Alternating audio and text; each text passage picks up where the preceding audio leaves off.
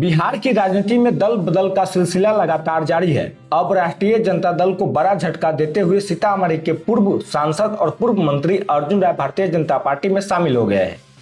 वहीं बीजेपी ने सीतामढ़ी में अपना जनाधार मजबूत करने की रणनीति के तहत पूर्व लोक अभियोजक और जेडीयू नेता विमल शुक्ला को भी पार्टी की सदस्यता दिलाई है।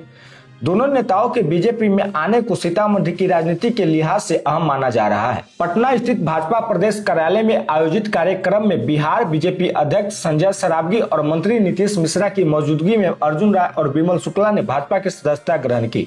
बांकीपुर विधानसभा उपचुनाव के बीच हुए इस राजनीतिक घटनाक्रम को विपक्ष के लिए बड़ा झटका माना जा रहा है। अर्जुन राय का राजनीतिक सफर छात्र राजनीति से शुरू हुआ। वर्ष 2000 में उन्होंने औराई विधानसभा सीट से राजद के टिकट पर चुनाव लड़ा।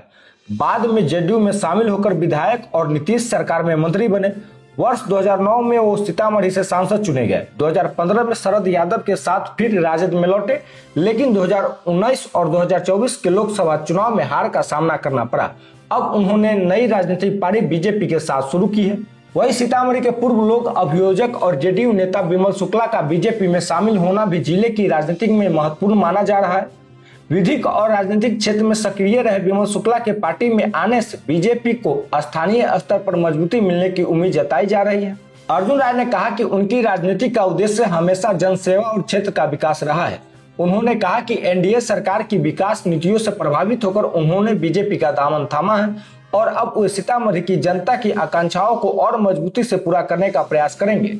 एक और पूर्व सांसद अर्जुन राय तो दूसरी ओर पूर्व पीपी और जेडीयू नेता विमल शुक्ला का बीजेपी में शामिल होना सीतामढ़ी की राजनीति में एक नए समीकरणों का संकेत माना जा रहा है। आने वाले दिनों में इन दोनों नेताओं की नई भूमिका और इसका जिले की राजनीतिक तस्वीर पर पड़ने वाला असर चर्चा का विषय रहेगा।